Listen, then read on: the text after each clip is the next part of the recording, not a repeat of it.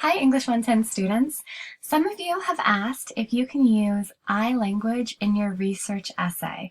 So I wanted to talk a little bit about iLanguage for this class and also for writing in general. So iLanguage is I, me, my, mine, that type of language. And some essays require iLanguage. So if you are writing about your own experiences and you're using your own experience as a type of evidence, you're going to need to write I or me or my. Or you might be asked to connect your experiences or ideas to the ideas of others. Even in more formal academic essays, often you can use I in your introduction. So it's fairly typical to start with a personal connection, so a personal anecdote, or to end with something that's a personal anecdote or a personal connection. Not always necessary, but it's often acceptable. If you're unsure, you should just check with your instructor. For this class, I encourage you to use I in your introduction, in your conclusion, and if you want to have a final body paragraph that connects what you're arguing about to your own experiences, you can use I in that paragraph as well. So a lot of why teachers often don't want you to use iLanguage has to do with academic register. So a register is just a set of rules or conventions within a language. So we'll start by noticing that academic writing has its own register in the same way that business writing, legal writing, poetry, and cookbooks have their own register. This isn't just jargon, it also has different structures with grammar and different rules for tone and language. So for instance, these are various ways of how academic register functions differently from other varieties of English. So typically when you're writing a formal essay and it needs to be academic in tone, you avoid contractions. So instead of don't, you write do not. Regularly, you refer to source material. And usually, you avoid iLanguage. So I want you to think of formal register as being almost like a dialect or a different variety of English. And I don't want you to feel you need to suppress your voice as a writer. Instead, you want to use your voice, but try to color within the academic lines. So I wanted to go over some reasons why teachers might not want you to use iLanguage for more formal research papers. The first reason has to do with tone and avoiding the language of public speaking. So public speaking has a different tone and sounds different than a written document. And part of that is in speeches, because your audience can't see your structure, they can't visually see that you have an intro here and this many main points and a conclusion, it's really helpful to have signposting when you're publicly speaking. So you might say, like, in my speech, first I'm going to show this, and then this, and then this. And that's really nice because your audience can't look at the structure of what you're presenting, and it's helpful for them to see where you are in your overall speech. But you want to avoid this type of language, this type of signposting for short essays, because your reader can look back at what you've already said or written, and they can see the structure of your essay.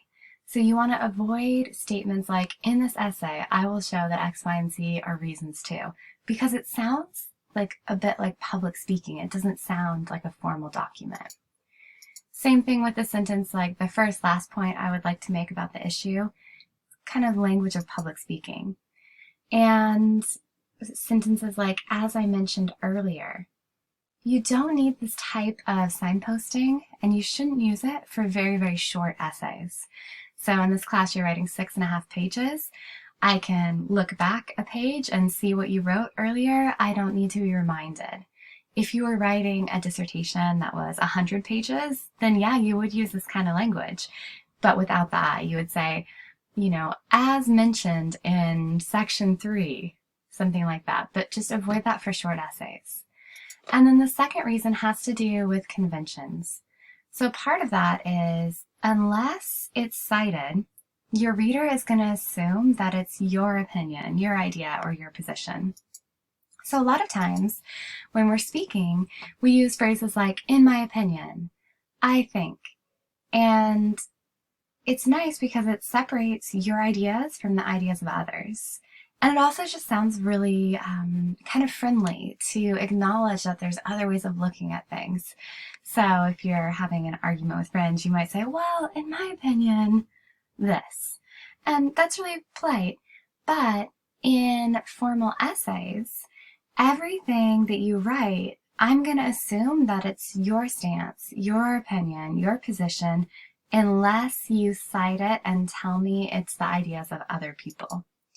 So, a phrase like, I think college is too expensive, or it's my opinion that stricter gun laws are necessary is really common in speaking. But in formal writing, you would just say, college is too expensive, stricter gun laws are necessary. And then another reason has to do with style. So removing I lets you put the key idea in the beginning of the sentence. So in English, the first little chunk of words in your sentence is in the most privileged position in your sentence. It's like at the head of the table. It gets the most emphasis. So whatever words you put first in your sentence get the most focus from your reader. So you want to put the most important idea at the beginning of your sentence if you can. So if you start with, it is my belief that, some teachers feel like this is kind of filler or a slow wind up, a really slow way to start your sentence, and it doesn't really emphasize the key idea in the sentence. So if we look at this sentence, there's a couple things that could be the key idea. Maybe your main point or your focus or the most important thing to you is the clearest explanation. And if that's the most important idea, you'd want to put that first. The clearest explanation for the continued popularity of smoking is peer pressure. But if you want to emphasize peer pressure, then you would put that first in your sentence. Peer pressure is the clearest explanation for the continued popularity of smoking. So by starting with, it is my belief that, you've kind of wasted the beginning of your sentence on something that's not adding any additional information or any emphasis, because I know it's your perspective if it's your essay. So another example, in this essay I will argue that science education in this country will not improve enough until more money is given to primary and secondary schools. You would just go ahead and delete in this essay I will argue. And you can choose between emphasizing science education or emphasizing the phrase until more money is given to primary or secondary schools. So you want to kind of start your sentence with whatever that key idea is. So in addition to using I to explain your personal experience, often instructors don't mind if you use I to place your opinion within the larger conversation if you're contrasting your opinion and the opinion of others within the same sentence. So for instance, although I agree with such and such author up to a point, I cannot accept his overall conclusion that. So here in a single sentence, you're contrasting your ideas with the ideas of a specific author. Although I disagree with much of what X says, I fully endorse his final conclusion that. So typically these kinds of sentences are fine. It's fine if you do this for my class, for this essay, for the research essay.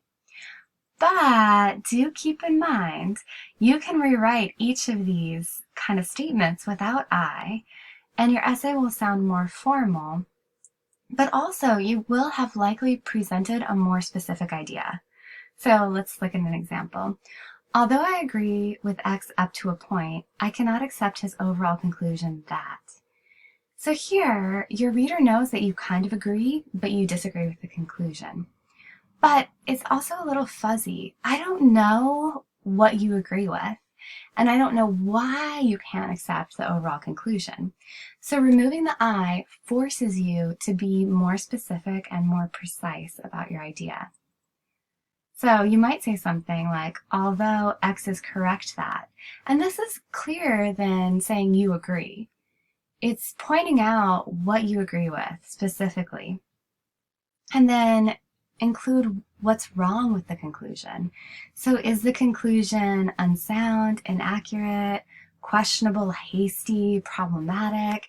There's many reasons why you might not accept someone's conclusion, and you could actually spell that out for the reader, and that would be a little more specific.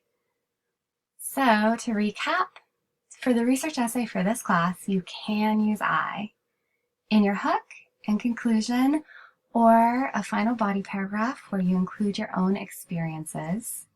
You can use it to contrast your ideas with those of other thinkers in the same sentence. But I want you to avoid using I other than for those two reasons. And consider removing I completely for a more formal academic register. So those are some options that you have. And then my last piece of advice is early on in the writing process, don't let the critic in too early. So if you're too hung up on these little sentence level edits and language choices, it can kind of inhibit your writing process, create writer block, and limit your creativity. So I suggest that you write in whatever voice you feel most comfortable with, and then just edit out the I at the end. Later you can do a Command F or Control F and find all of the I's. And if it's not about personal experience, try to delete it or replace it. I hope that that kind of clarifies some of the reasons why teachers don't like I language. And please feel free to reach out to me if you have any questions or would like to go over any of this. Thanks for watching this video.